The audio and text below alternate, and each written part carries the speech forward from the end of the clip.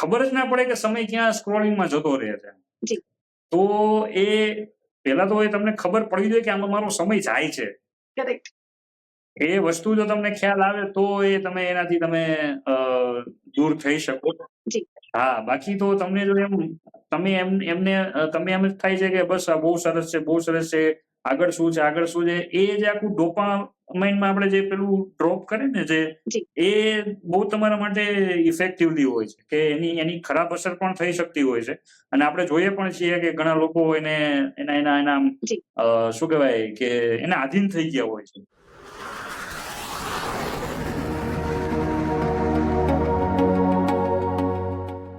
નમસ્કાર મિત્રો, આપ જોઈ રહ્યા છો, સાંભળી રહ્યા છો Gujarati podcast the guiding voice, નવી દિશા, નવો રસ્તો. હું છું હોસ્ટ તમારી ચંદા. મિત્રો, આજે આપણી સાથે છે એવા ક્રિએટિવ વ્યક્તિ જેઓએ ટીવી પ્રોડક્શનમાં અને મીડિયા જગતમાં પોતાના કાર્ય દ્વારા, પોતાના અનુભવ દ્વારા એક આગવું સ્થાન બનાવ્યું છે. જી હા, વાત કરું છું હું શ્રી વિશાલ જોશીની. તેઓ as an anchor, as an writer, as a producer અનેક પ્રોજેક્ટ્સ પર પોતાના ટેલેન્ટ દ્વારા, પોતાના એક્સપિરિયન્સ દ્વારા, પોતાના ક્રિએટિવિટી દ્વારા અનોખો સ્પર્શ આપ્યો છે. જી હા, the light and sound show, પરંપરા સંસ્કૃતિનો વારસો, તીર્થ દર્શન જેવા કાર્યક્રમો તેમની ઓળખ છે. તો ચાલો મિત્રો, સર્વપ્રથમ તેમનું સ્વાગત કરીશું અને જાણીશું તેમના અનુભવ વિશે, તેમની સફર વિશે, તેમની વિચારધારા વિશે. સર્વપ્રથમ સ્વાગત કરીશું તેમનું. ખૂબ ખૂબ નમસ્કાર વિશાલ ભટ્ટી. ખૂબ ખૂબ આભાર તમારો. આજે આ એક સારા એવા ઓટીટી પ્લેટફોર્મ પર પોડકાસ્ટના માધ્યમથી આજે આપણે મળી રહ્યા છીએ અને લોકો સમક્ષ હું કંઈક કહી શકું અને લોકો પાસેથી હું કંઈક શીખી શકું એવું આ માધ્યમ અત્યારે જો કે પોડકાસ્ટનો એક દોર ચાલી રહ્યો છે.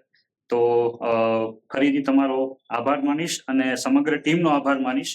અને આ જે પોડકાસ્ટ જે ટેલિકાસ્ટ કરી રહ્યા છે એ તમામ મુખ્ય અધિકારી હોય કે જે પણ કોઈ જવાબદાર વ્યક્તિ છે એ બધાને હું ધન્યવાદ આપું છું કે આવો એક સરસ મજાનું પ્લેટફોર્મ લોકો સમક્ષ રજૂ કર્યું કે જેનાથી અનેક મારી જેવા અથવા તો વિવિધ ક્ષેત્રના અગ્રણીઓ આવી અને પોતાના પ્રતિભાવ રજૂ કરે અને લોકોને કંઈક આપવાની અપેક્ષાથી અહીંયા હાજર થાય છે.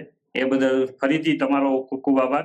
જ્યારે પોડકાસ્ટ ચાલુ કર્યું ત્યારે એ જ ઇન્ટેન્શન હતો કે જે પણ વ્યક્તિ ભારતના કે દુનિયાના ખૂણે ખૂણામાંથી તેઓને અમે પ્લેટફોર્મ આપીએ, તેઓની જર્ની વિશે ઓડિયન્સને બતાવે, જેથી કરીને કોઈ એવી વાત ગેસ્ટની તેઓની સફરથી કોઈને પ્રેરણા મળે, કોઈને નવી રાહ મળે, કોઈ હતાશ નિરાશ હોય એવા વ્યક્તિને નવી ઉમંગ, નવી ઉર્જા મળે.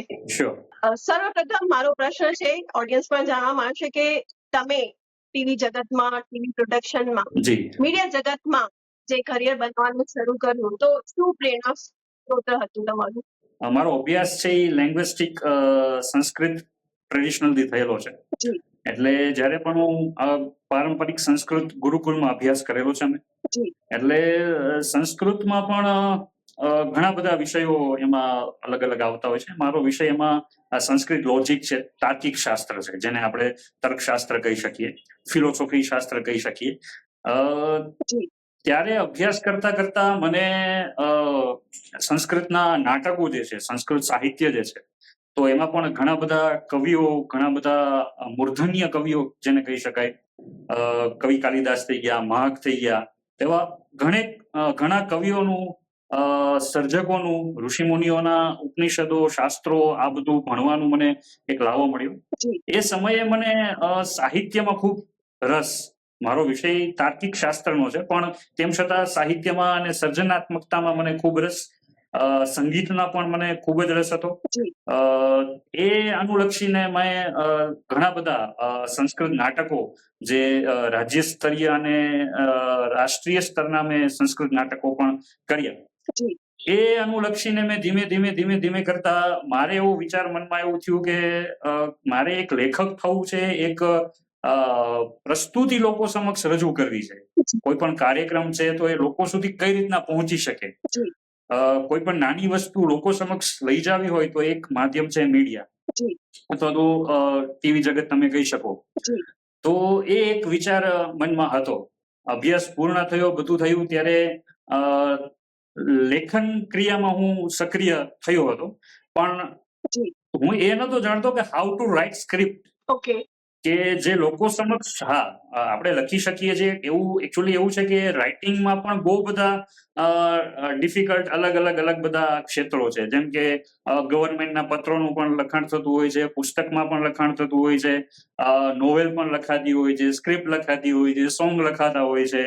જી તો આ બધી જે લેખન પ્રક્રિયા જે છે તો એ બધાની અલગ હોય છે.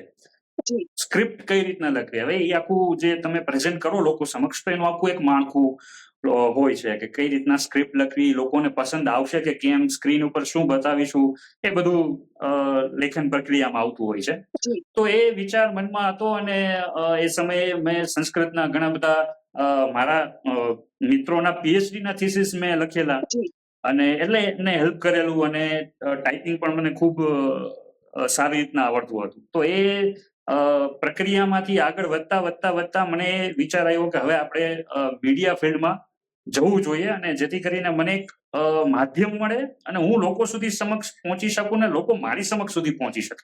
જી એટલે એ સમયમાં લોકલ ચેનલમાં મેં લેખન પ્રક્રિયા શરૂ કરી. લેખન પ્રક્રિયા પછી કેમેરા ફેસ કર્યો. જી ઓન ધ સ્પોટ ક્યાંક જવાનું થાય તો સ્પોટ ઉપર તમે કઈ રીતના કવર કરશો કે કઈ રીતના તમે જે સ્ટોરી છે એ ક્રિએટ કરશો, લોકો સાથે કઈ રીતના સંવાદ કરશો. તો એ રીતના શરૂઆતના લગભગ 8 થી 10 અલગ જે સ્ટેજીસ હોય મીડિયાના, તો એમાં બધા જ સ્ટેજ, જી રાઇટિંગ છે, એન્કરિંગ છે, વોઇસ ઓવર છે, કેમેરા ફેસિંગ છે, ઓન ધ સ્પોટ શૂટિંગ છે, લોકો સાથે સંવાદ છે, આપ જેમ ઇન્ટરવ્યુ લઈ રહ્યા છો એ રીતના લોકો સાથે ઇન્ટરવ્યુ કઈ રીતના લેવા, એ બધું જ લગભગ હું 2-2.5 વર્ષ સુધી શીખ્યો. જી અને પછી મને એમાંથી આગળ જતા એ ફાઇનલ થયું કે I will be a good writer or anchor. Connect કરશો. તો એ પછી ધીમે ધીમે એ આખી લાઈન શરૂ થઈ.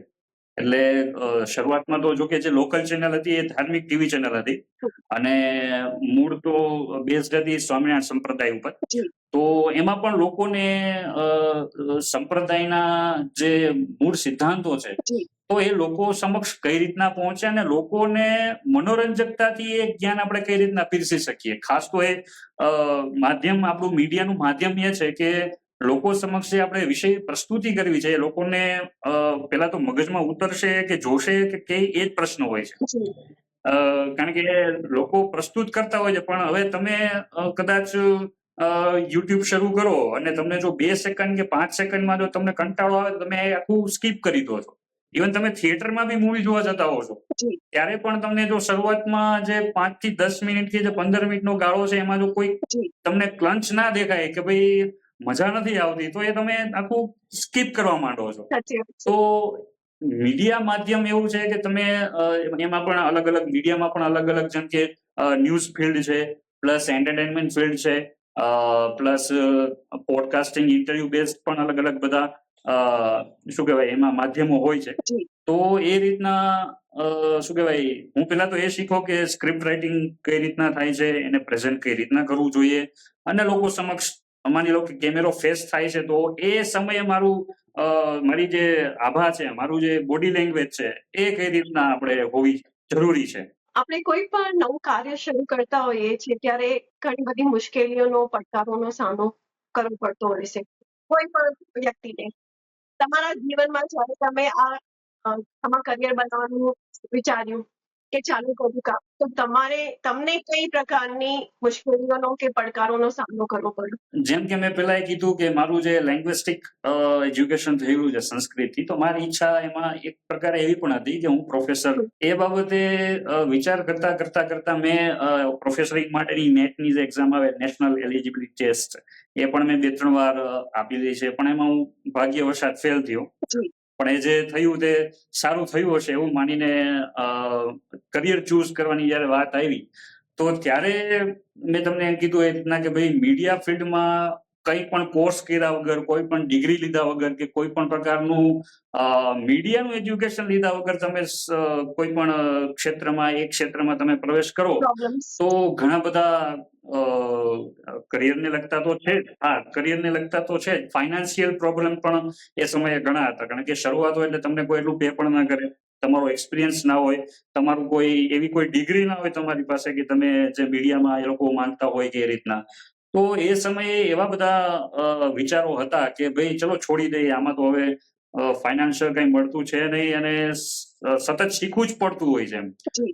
તો એ પણ હવે મારામાં એક વસ્તુ એવી છે કે મને તમે ઐશ્વર્ય ગુણ કયો કે ઈશ્વરની કૃપા કહો, હમ. મને ક્યારે આમ નેગેટિવ વિચાર એટલા બધા નથી આવતા એમ હમ. કે ચલો આ કામ છોડી દઈએ કે આ કામમાં કઈ નહીં સફળતા મળે કે એવું કઈ.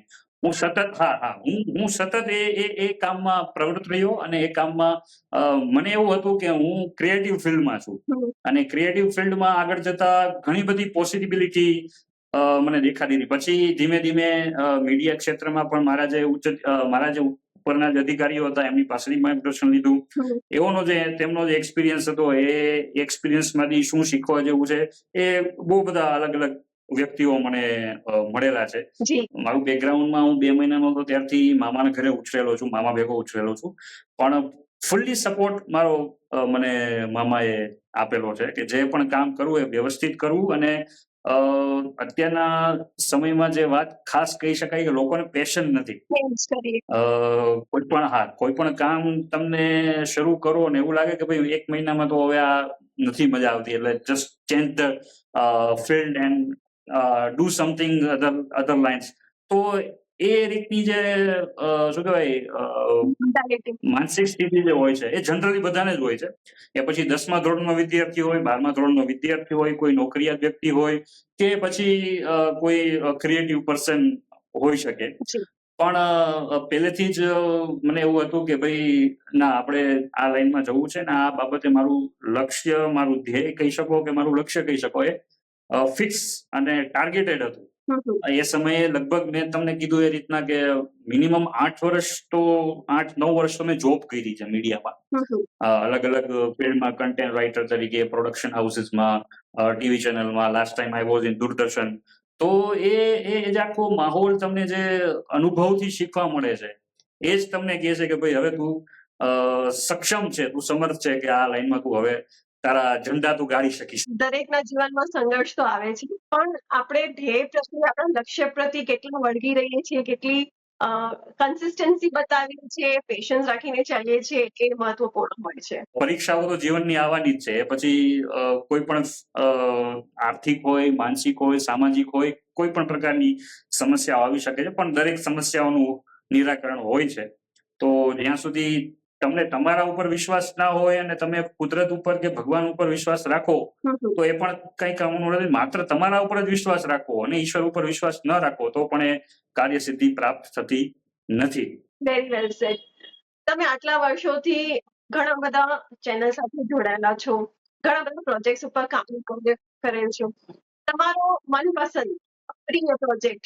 પણ મેં જેમ વાત કરી એ રીતના સૌથી પહેલો મેગા પ્રોજેક્ટ મારો જે હતો એ હતો મેગા કિચનનો. એ પ્રોજેક્ટ માટે મેં લગભગ 8 થી 9 સ્ક્રિપ્ટના ડ્રાફ્ટ તૈયાર કરેલા.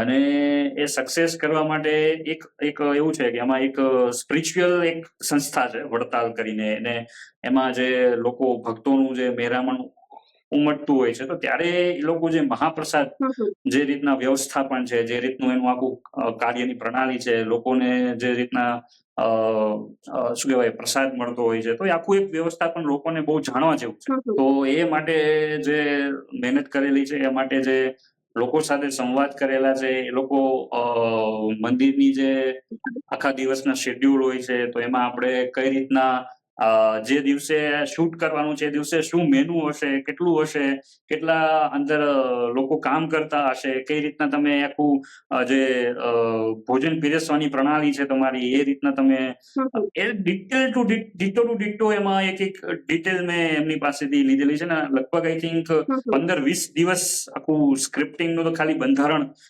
કરવા માટે મેં એ ટાઈમ એટલો લીધેલો હતો ને. એ સક્સેસ પણ એટલી ગઈ અને છેલ્લે એ એમના યુટ્યુબ ચેનલ ઉપર આપ પણ જોઈ શકો છો, મહાપ્રસાદમ કરીને છે ને, તે લગભગ 10 મિલિયન ઉપર એના વ્યૂઝ છે.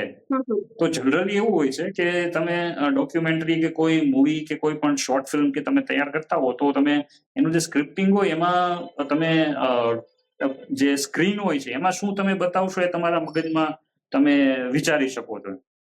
પણ હવે જયારે સામે સ્ક્રીન નથી એકચ્યુઅલી ખાલી મંદિરનું એક જે સ્ટ્રક્ચર છે એના ઉપર લાઇટ એન્ડ સાઉન્ડ શો કરીને લોકોના મનમાં તમારે એ વિષયની પ્રસ્તુતિ સ્થાપિત ટૂંકમાં એમને નોલેજેબલ કરવાના છે એનાથી.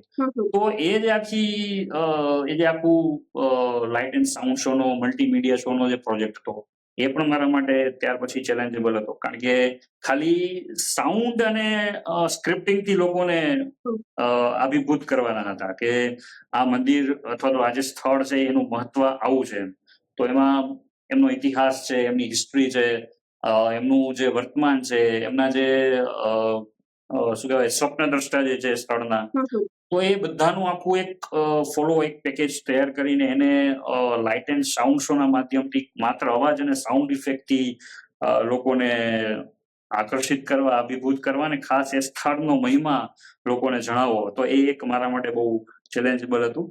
અને ત્યાર પછી તો લગભગ મેં 8 થી 9 જેટલા લાઇટ એન્ડ સાઉન્ડ શોઝ કર્યા છે, સ્ક્રિપ્ટિંગ કરેલું છે. Last I was return for the SMC Surat municipal corporation માટે એક કિલ્લા ઉપર પરમેનન્ટ એક લાઇટ એન્ડ સાઉન્ડ શો ત્યાંના જે ટુરિસ્ટ પ્લેસ પર જે છે એના માટે આખી સુરતની હિસ્ટ્રી, સુરતમાં ટૂંકમાં સુરતનો એક નિચોડ આપણે જેને કહી શકીએ એ નિચોડ આખો મેં એમાં પ્રસ્તુત કરેલો છે હિન્દી ભાષામાં. તો it was the challenge for me. અને એક ત્યારબાદ એક વોટર સ્ક્રીનિંગ નો એક શો હતો. તો વોટર સ્ક્રીન ઉપર તમે જયારે લોકોને બતાવો છો ત્યારે લોકો કઈ રીતના અભિભૂત થઈ શકે, તો એનું એક આખું ચેલેન્જેબલ હતું કે વોટર સ્ક્રીન ઉપર શું બતાવી શકાય. પેલા તો કારણ કે વોટરની સ્ક્રીન ઉપર તમે જયારે દેખાડવા જાઓ છો ત્યારે એટલી બધી અમુક કલર્સ છે, અમુક જે એનું બેકગ્રાઉન્ડ છે, તો એ બધું એમાં પ્રેઝન્ટ ના થઈ શકે.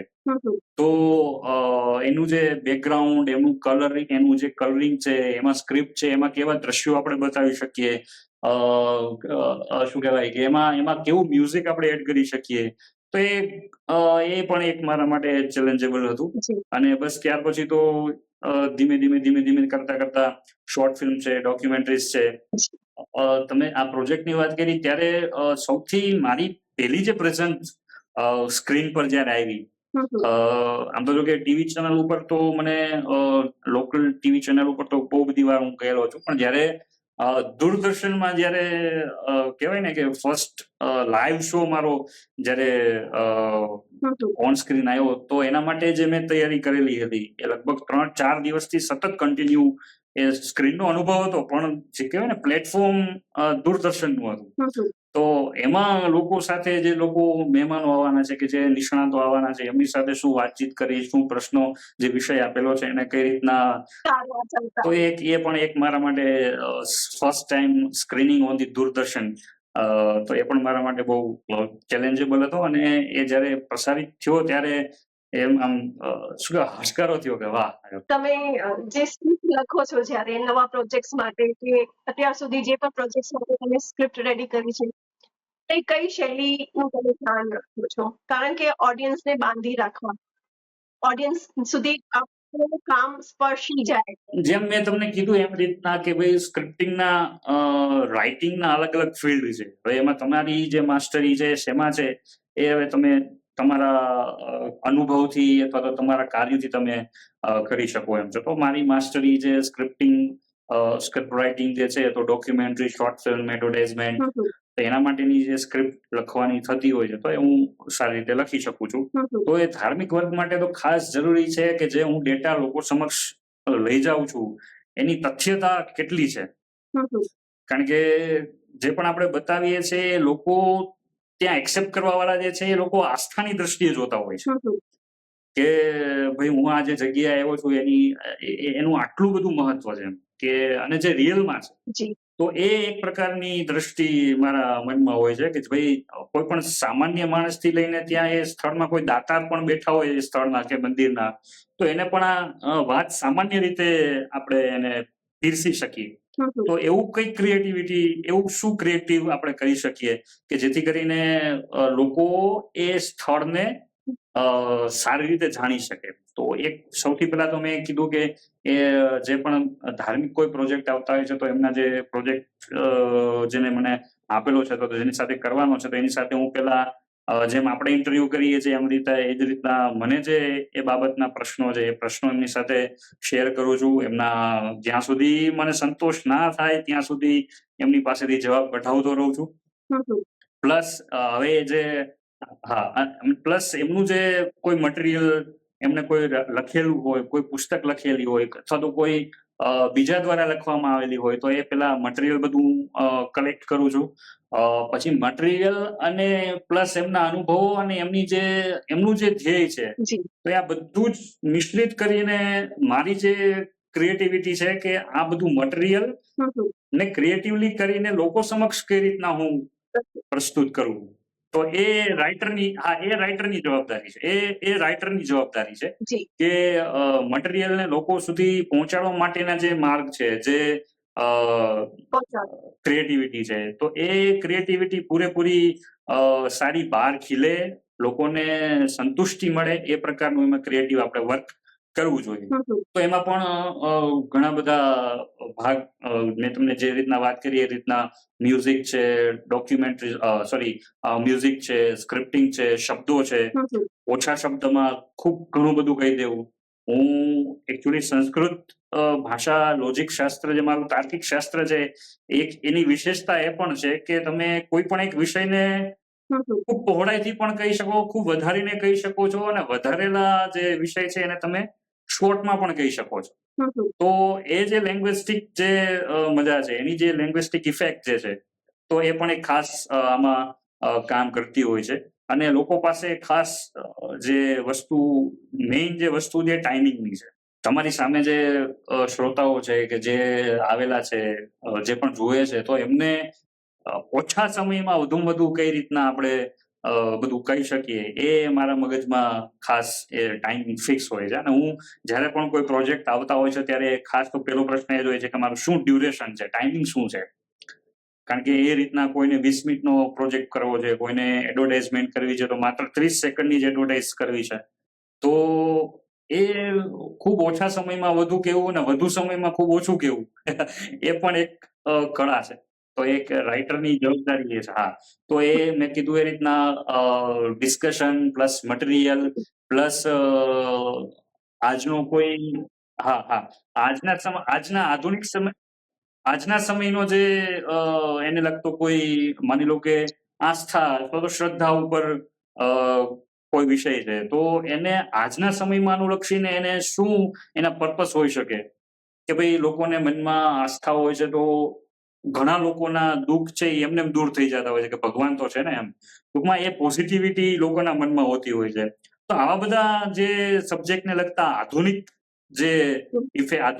અત્યારની જે ઇફેક્ટ્સ લોકોના મનમાં થતી હોય છે કે અથવા એમના બોડી પર થતી હોય છે તો એ પણ સ્ક્રિપ્ટિંગમાં ઇન્વોલ્વ કરવી એ જરૂરી છે. તમારા આટલા બધા પ્રોજેક્ટ જે ધાર્મિક છે, જે સાંસ્કૃતિક વિષયો પર આધારિત હોય છે, તો આધુનિક દર્શકોને ધ્યાનમાં રાખીને તમે તમારું કોન્ટેન્ટ કઈ રીતે પહોંચાડો છો એ જ પ્રશ્ન હતો. એમાં પાછું એવું છે કે અત્યારે ખાલી હું સ્ક્રિપ્ટિંગ કરી લઈશ તો લોકોને ખબર પડી જશે એવું પણ નથી. સ્ક્રિપ્ટિંગ થયા પછી આખું જે મટીરિયલ છે એ જાય છે એડિટ ટેબલ ઉપર અથવા તો એ પહેલા જાય છે શૂટિંગમાં. તો હું જે લખું છું એ જે શૂટિંગની ટીમ છે એને સમજાય છે, પેલા તો એને સમજાવવું પડે કે જે આ સ્ક્રિપ્ટિંગ મેં જે કરેલું છે, હું જે મારું એક એવું હોય છે આ તો જનરલી એવું જ હોય છે, કોઈ પણ તમે ડોક્યુમેન્ટરી કે શોર્ટ ફિલ્મ કે કોઈ પણ તમે લખતા હો છો ત્યારે એમાં 2 પાર્ટ હોય છે. જ્યારે સ્ક્રિપ્ટિંગનું ફોર્મેટ એવું હોય છે કે તમે જે વોઇસ ઓવર કરશે તો એ વોઇસ ઓવર તમે જ્યારે બોલાવો છો તો એની સામે સ્ક્રીનમાં શું તમે બતાવશો તો એ પણ તમારા મનમાં અથવા તો તમારા એ રાઇટિંગ સ્કિલમાં તમારે લખવું પડતું હોય છે. હું એમ લખી દઉં છું કે ભાઈ પર્વત પરથી નદી વહી રહી છે તો એ પર્વત પરથી નદી વહી રહી છે તો એમાં આપણે શું બતાવશું એમ, અથવા તો આકાશમાંથી ગંગા વહી રહી છે એવું હું કદાચ કાલ્પનિક રીતે લખું છું તો એ કાલ્પનિક શૂટિંગમાં શક્ય છે ખરા? તો આવી બધી બાબતો પણ ધ્યાનમાં રાખવી પડતી હોય છે જેથી કરીને શૂટિંગની જે ટીમ છે એમને પણ ખ્યાલ આવે કે આ જગ્યાએ આવો શોટ લેવો પડે એમ છે, આ જગ્યાએ ડ્રોન શોટ લેવો પડે એમ છે, આ જગ્યાએ શું કહેવાય વાઇલ્ડ શોટ લેવો પડે એમ છે, પેનોરેમા શોટ છે, બહુ બધા હમ હમ. એના અલગ અલગ ફિલ્ડ હોય છે. તો એ સ્ક્રિપ્ટિંગમાં મારા જે હું વોઇસ ઓવર જે હું લખું છું તો એની સામે શું શૂટિંગ આવશે, જી. પ્લસ ગ્રાફિકલી તમારે કંઈ બતાવવું છે એમાં, હમ હમ. તો એ ગ્રાફિકલી એડિટેબલ ઉપર તમે જ્યારે એડિટર ઉપર પાસે શૂટિંગ પ્લસ સ્ક્રિપ્ટિંગ બને જશે તો એડિટરના મનમાં શું વિચાર આવશે અને એ કઈ રીતના ઇઝીલી અને ગ્રાફિકલી અથવા તો ઇફેક્ટિવલી એને બનાવી શકશે, ક્રિએટ કરી શકશે. તો આ 3 વસ્તુ એમાં ભાગ ભજવતી હોય છે મારા માટે. જી. તો જેથી કરીને સ્ક્રિપ્ટિંગ એવું હોવું જોઈએ કે જે લોકોને સરળતાથી સમજી શકે. એક મોટી રિસ્પોન્સિબિલિટી છે as a script writer. It's not an easy work. No, it's not a easy work. મેં જેમ તમને કીધું કે હું પેલા નિબંધો, પ્રબંધો સંસ્કૃત ભાષાના લખેલા મેં. અને ત્યારે તો જો કે શું કહેવાય શાસ્ત્રાર્થ સ્પર્ધાઓમાં પણ મેં ભાગ ભજવેલો છે. એટલે લોકો સાથે કઈ રીતના એમની પાસેથી પ્રશ્નોનો જવાબ કઢાવવા અથવા તો કઈ રીતના હવે જ્યારે અમુક જ્યારે હું ગવર્મેન્ટમાં પ્રોજેક્ટ જ્યારે હું કરતો હોઉં ત્યારે હવે ગામડાના છેલ્લા ગુજરાતના છેલ્લા છેવાડાના જે ગામડાઓ હોય એમાં જે સાવ બિચારા પેલા કહી શકાય કે જેમને કશી જ ખબર નથી, હવે એમની પાસેથી જવાબ કઢાવવા એ બહુ અઘરું કામ છે. એટલે એ વ્યક્તિ પાસે તમે જઈને શું કહેશો જેથી કરીને વ્યક્તિ તમારા ઉત્તર પ્રશ્નનો જવાબ સારી રીતે આપી શકશે, તો એ પણ એક ચેલેન્જ છે. તમે કોઈ મંત્રી પાસે જાઓ છો તો એને શું પ્રશ્ન પૂછશો, એ કઈ રીતના જવાબ આવશે. સાચી વાત છે. આવી રીતના કામ થતું હોય છે. સ્ક્રિપ્ટિંગ જેમ તમને મેં કીધું કે સોરી આપણે વાત કરી રહ્યા હતા જેમ હું પ્રબંધ લખતો પેલા નિબંધો અને શાસ્ત્ર સ્પર્ધાઓમાં વાદ વિવાદ થાય એટલે એમાંથી એની જે કળા છે એ મનામાં ખૂબ સારી રીતે રહેલી છે. વિશાલજી, તમે જેમ આગળ કીધું કે તમને પરમાત્મા પર પૂર્ણ નિશ્ચય છે, સ્વયંમાં નિશ્ચય છે, આ ઘણા લોકોએ તમને સપોર્ટ કર્યા, પણ who is your guiding light? મારું જીવન મેં કીધું એ રીતના જ્યારથી અભ્યાસ માટે હું 6ઠ્ઠા ધોરણથી અહીંયા અમદાવાદમાં અભ્યાસ કરવા માટે આવી ગયેલો અને હું 17 વર્ષ મેં હોસ્ટેલ લાઈફ જીવેલી છે. એ બાબતે ખાસ પેલો સપોર્ટ જે હતો એ મારા મમ્મીનો. ખાસ તો શી ઇઝ નોટ હિયર. તે લગભગ 4 વર્ષ થયા એમને એમાં અવસાન થયું એમને, પણ એમનું જે સપોર્ટ જીવનભરનો રહેલો છે. મારા મમ્મી છે પ્લસ મારા મામા છે. આ બે વ્યક્તિઓ એવા છે કે જેણે કહી શકાય કે મા બાપની ભૂમિકા મા બાપ કરતા પણ વિશેષ મને પોતાનો માનીને સપોર્ટ કરેલો છે. એટલે હું એ બે વ્યક્તિને તો પેલા ખાસ આમાં કહીશ કે એ બે વ્યક્તિનો ખૂબ મહત્વનો ફાળો મારા જીવનમાં રહેલો છે. પ્લસ જ્યારે ગુરુકુળમાં અભ્યાસ કરવાનો થયો ત્યારે મારા જે ગુરુઓ છે જેમણે બધા જ વિષયો સંસ્કૃતનું તો છે જ, પ્લસ એ વિષય પ્લસ વ્યાવસાયિક અથવા તો વ્યાપારિક ક્ષેત્રના પણ જે અનુભવો છે એમના અનુભવોથી મને જે શીખવાડેલું છે તો એ પણ વ્યક્તિઓ ગુરુકુલમાં ખૂબ સારી રીતે મને પ્રોત્સાહન મળેલું છે. પ્લસ મારા જે ગુરુ જે છે પૂજ્ય માધવપ્રિય સ્વામી SJVP ગુરુકુલના પોતે અધ્યક્ષ છે અને ખૂબ નિર્મળ સંત જેને કહી શકાય અને ભારતીય સંસ્કૃતિ માટે ખૂબ પોતાનું જીવન એમને સમર્પણ કરેલું છે.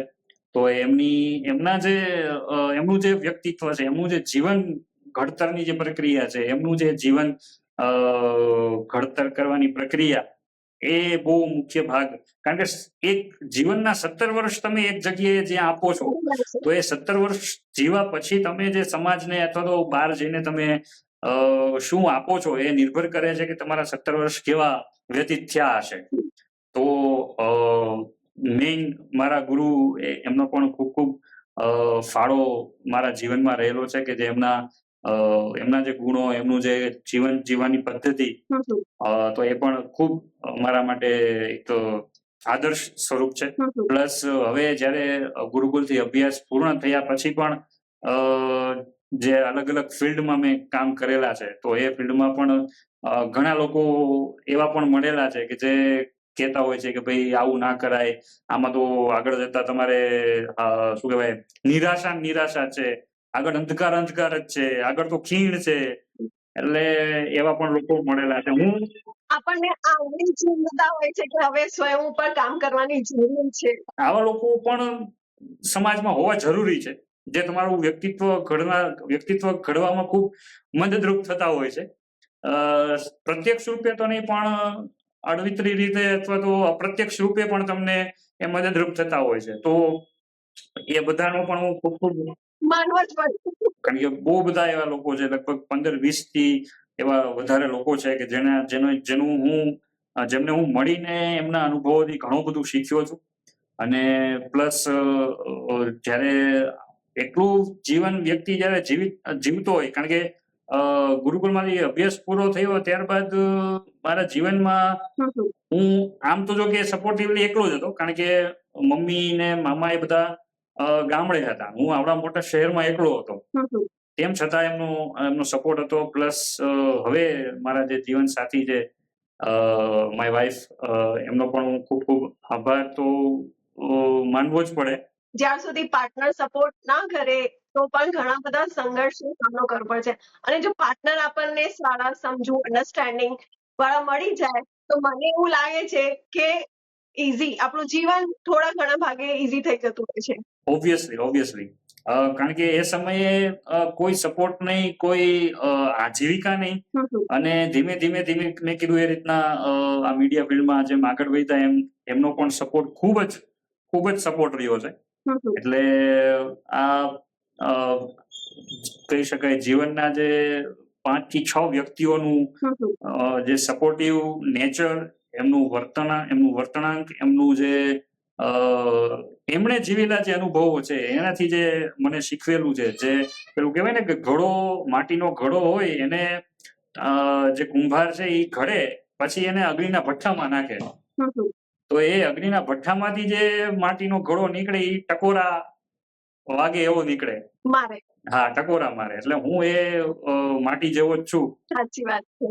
વોટ ઇઝ ધ સક્સેસ મંત્ર, વિશાલજી? બસ એ જ મેં તમને પહેલા કીધું કે મારો પહેલેથી જ એ જ રહ્યું છે કે પોતાના ઉપર વિશ્વાસ રાખો, ઈશ્વર ઉપર વિશ્વાસ રાખો, તમારી આજુબાજુનું જે એટમોસ્ફિયર છે, વાતાવરણ છે, એ તમને ચોક્કસ સપોર્ટિવ રહેશે. અને ખાસ તો મેં જે રીતના વાત કરી, એ રીતના પેશન. કારણ કે કલા વસ્તુ એવી છે કે તમને શું કહેવાય, ઝડપથી તમને કોઈ સક્સેસ કે ઝડપથી તમને માલામાલ કરી દે એવી વસ્તુ નથી.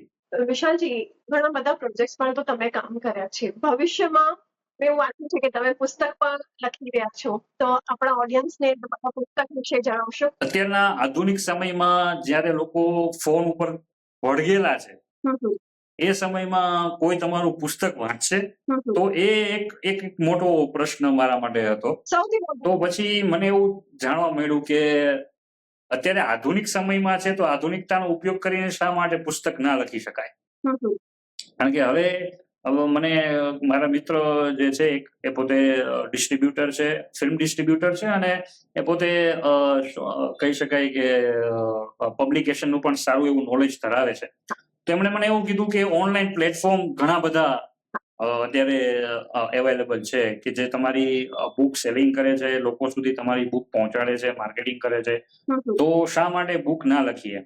અને બુક લખવું એ મારા માટે પર્સનલી પણ મને એક બુકના ફિલ્ડમાં જવા માટેનો એક મારે રસ્તો પાપા પગલી કરી રહ્યો છું. તો એ પાપા પગલી કેવી થશે એ જાણવા માટે પણ હું આ એક પ્રયોગ કરી રહ્યો છું.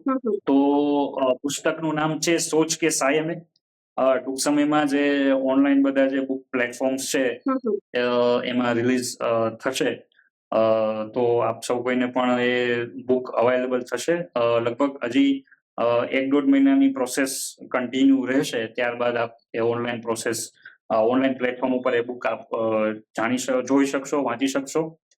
ખાસ તો એમાં કોઈ ઉપદેશ નથી. ખાસ મેં જે લખવાની જે મારી જે એમાં સ્ટાઇલ રાખેલી છે, રાઇટિંગ સ્ટાઇલ, એ કોઈ ઉપદેશાત્મક નથી. પણ જે મેં તમને કીધું, મારી જે અનુભવની જે ક્ષણો છે, જે એને આખી એક વ્યંગ્યાત્મક રીતે, એક હાસ્યાત્મક રીતે બહુ રમૂજતાથી લોકો સમક્ષ રજૂ કરેલી છે. હિન્દીમાં છે. અને લોકો વાંચશે, લોકોને ગમશે એવી ઈચ્છા મારી પણ છે. એટલે આ એક હું બુકના ફિલ્ડમાં પણ પાપા પગલી કરી રહ્યો છું. અમારી શુભેચ્છા છે કે ઘણા લોકો સુધી તમારી આ બુક્સ પહોંચે, ઓડિયન્સ કે શ્રોતા કે રીડર્સ તમારા બુક્સ સાંભળે, વાંચે અને એમાંથી પણ પ્રેરણા લે. છેલ્લો પ્રશ્ન છે વિશાલજી કે આજના યુવા જે કોન્ટેન્ટ ક્રિએટિવ રાઇટર બનવા માંગતા હોય, તમે એમને શું સલાહ આપશો? તમે તમારી કોઈ કલાને પ્રસ્તુત કરવા માંગો છો તો એને કોઈક સારા વ્યક્તિનું માર્ગદર્શન લઈને, કોઈક સારા વ્યક્તિનું જે અનુભવ છે એનું માર્ગદર્શન લઈને તમે પ્રસ્તુત કરો તો એ વધારે ઇફેક્ટિવલી રહેશે. ઠીક છે, લોકોને એમાં પણ મજા આવતી હોય છે, પણ કોન્ટેન્ટ ક્રિએટર તરીકે જે આપણી જવાબદારી જે છે કોન્ટેન્ટ ક્રિએટરની, કે ભાઈ જે હું કોન્ટેન્ટ લોકો સમક્ષ મૂકું છું ઓકે, એનાથી સમાજને શું ઇફેક્ટ થશે. અત્યારે તો ઘણા યુઝર્સ, ઘણા એકાઉન્ટ એવા પણ છે કે જે માત્ર ખાલી ઇન્કમને ધ્યાનમાં રાખીને કોન્ટેન્ટ ક્રિએશન કરતા હોય છે, અને ઘણા લોકો સારું પણ કરતા હોય છે. એવું નથી કે બધું જ કોન્ટેન્ટ એક સરખું જ હોય છે. ઘણા ક્રિએટર્સ એવા પણ હોય છે કે જે સારી બાબતોને લોકો સમક્ષ સુધી રજૂઆત કરતા હોય છે, કે પછી નોલેજેબલ વસ્તુ હોય કે કોઈ આપણા હિસ્ટોરિકલ સબ્જેક્ટ હોય કે કોઈ ફ્યુચરિસ્ટિક વાતને ધ્યાનમાં રાખીને કરતા હોય છે. તો કોન્ટેન્ટ ક્રિએટરને બસ હું એ જ કહેવા માંગીશ કે કોન્ટેન્ટ એવું લોકોને, સમાજને કે આપો જેનાથી તમારો તો ફાયદો છે પ્લસ સમાજને પણ એ ઉપયોગી બની રહે. અત્યારે તો જેમ તમે વાત કરી 30 સેકન્ડમાં 60 સેકન્ડમાં નવું જ્ઞાન પીરસાઈ જાય છે, રેસીપી બની જતી હોય છે, ઘણું બધું. કારણ કે એક સ્ક્રીન રીલ જોઈ પછી સ્ક્રોલ. હજી તો ઘણા બધા શું હોય છે કે પેશન્સ એમાં પણ નથી હોતું. જેમ તમે આ પ્રોફેશનની વાત કરો છો, પણ મોબાઈલ જો તો પેશન્સ ક્યાં હોય છે? ફટફટ બધું જોઈએ, સાંભળીએ અને જાણ્યા વગર ઘણી વખત ફોરવર્ડ પણ કરી દેતા હોઈએ છે. તો ખરેખર યુથ માટે ખરેખર આ વિચારવા જેવું છે. ખબર જ ના પડે કે સમય ક્યાં સ્ક્રોલિંગમાં જતો રહે છે. જી. તો એ પહેલા તો એ તમને ખબર પડવી જોઈએ કે આમાં મારો સમય જાય છે. કરેક્ટ. એ વસ્તુ જો તમને ખ્યાલ આવે તો એ તમે એનાથી દૂર થઈ શકો. જી. હા, બાકી તો તમને જો તમે એમ જ થાય છે કે બસ આ બહુ સરસ છે, આગળ શું છે, એ જે આખું ડોપામાઇનમાં આપણે જે પેલું ડ્રોપ કરે ને, જે એ બહુ તમારા માટે ઇફેક્ટિવલી હોય છે, કે એની ખરાબ અસર પણ થઈ શકતી હોય છે. અને આપણે જોઈએ પણ છીએ કે ઘણા લોકો એના શું કહેવાય કે એના આધીન થઈ ગયા હોય છે. ખૂબ સરસ તમારી જર્ની, તમારી પ્રેરણા, તમારા અનુભવો અમે સંભળાયા. હવે ફરીથી આપણે રેપિડ રાઉન્ડ ફાયર રમીશું. તમારા મનમાં જે પહેલો શબ્દ કે પહેલા વાક્ય આવે એ આપશો. શ્યોર. કેમેરા સામે બોલવું કે માઇક પાછળ અવાજ આપવો? કેમેરા સામે. કારણ? મારી પ્રેઝન્સ સ્કિલ વધે. ઓકે. એક એવી જગ્યા જ્યાં તમને વારે ઘડી જવાનું મન થાય? મંદિર. જો તમને ફિલ્મ ડાયરેક્ટ કરવાનો મોકો મળે તો કયો વિષય પસંદ કરશો? સાંસ્કૃતિક અને મર્ડર મિસ્ટ્રી, થ્રિલર બેસ્ડ. બે વિષય મને બહુ ગમે. Thriller based. તમારા જીવનનો સૌથી ગર્વનો ક્ષણ? મારી દીકરીનો જન્મ. ગુજરાતી પોઝિટિવ થોટ, ગુજરાતી સુવિચાર? ગુજરાતી સુવિચાર શ્રીમદ ભગવદ ગીતાનો. જો સમય પાછો ફરે તો કઈ વસ્તુ અલગ કરવા માંગશો? બાળપણ. બાળપણમાં આવીએ ત્યારે એમ થાય કે મોટા ક્યારે થઈશું, અને મોટા થઈએ ત્યારે એમ લાગે કે બાળપણ વાળો જે સમય હતો એ જ બરોબર. ખૂબ આભાર વિશાલજી, તમે અમારી સાથે જોડાયા, તમારી જર્ની વિશે જણાવ્યું, તમારી વિચારધારા રજૂ કરી અને તમારા અનુભવ અમારી સાથે શેર કર્યા. આપનો પણ ખૂબ આભાર. ફરીથી સમગ્ર પ્લેટફોર્મ ઉપર, જે ઓટીટી પ્લેટફોર્મ ઉપર પોડકાસ્ટના માધ્યમથી આપ અલગ વ્યક્તિત્વને લોકો સમક્ષ રજૂ કરો છો એ બદલ, અને લોકોનો પણ ખૂબ પ્રોત્સાહન તમને મળતું રહે, સાથ સહકાર લોકોનો મળતો રહે. અને બસ મારી જેવા શું કહેવાય ગુમનામ વ્યક્તિઓને લોકો સમક્ષ રજૂ કરીને તમે એમને શું કહેવાય એક પ્લેટફોર્મ પૂરું પાડી રહ્યા છો. એ બદલ પણ સમગ્ર ટીમનો, અને જે પણ આના વિચારધારક જે છે, દિગ્દર્શક જે છે, અથવા તો જે આમના જે સ્વપ્નદ્રષ્ટા જે છે પોડકાસ્ટના અથવા તો કાર્યક્રમના, એમનો પણ હું ખૂબ આભાર માનું છું. ધન્યવાદ. મિત્રો, આ હતી સફર, આ જર્ની હતી વિશાલ જોશીની. જી હા, જીવનમાં ઘણી બધી મુશ્કેલીઓનો સામનો, સંઘર્ષનો સામનો દરેકને કરવો પડે છે, પણ સિદ્ધિ તેને જ મળે છે જે સ્વયંમાં વિશ્વાસ રાખે છે, પરમાત્મામાં વિશ્વાસ રાખે છે અને પેશન્સ સાથે ચાલે છે. મને વિશાલ જોશીની વાત ખૂબ જ ગમી કે લોકો જ્યારે આપણે સફર ચાલુ કરતા હોઈએ છીએ ને તો ઘણા બધા લોકો આપણને નેગેટિવ કમેન્ટ પણ આપતા હોય છે, પણ એને પણ આપણે પોઝિટિવ લઈ શકીએ છીએ કે એ લોકો આપણા જીવનમાં આવ્યા છે આપણને કરેક્શન માટે, આપણે સ્વયંને પરસ્યુ કરીએ, સ્વયંની જાતને સુધારીએ એ માટે. તો નેગેટિવ વાતોને પણ, નેગેટિવ કોમેન્ટને પણ, નેગેટિવિટીને પણ આપણે પોઝિટિવમાં કેવી રીતે ફેરવીએ એ આપણે વિશાલ જોશીથી જાણ્યું. ફરી મળીશું એક નવા એપિસોડ સાથે, એક નવી વ્યક્તિ સાથે, એક નવા વ્યક્તિત્વ સાથે. જો તમને આ એપિસોડ ગમ્યો હોય તો લાઈક, શેર, સબસ્ક્રાઇબ અને કોમેન્ટ જરૂર કરશો. Till then, good bye.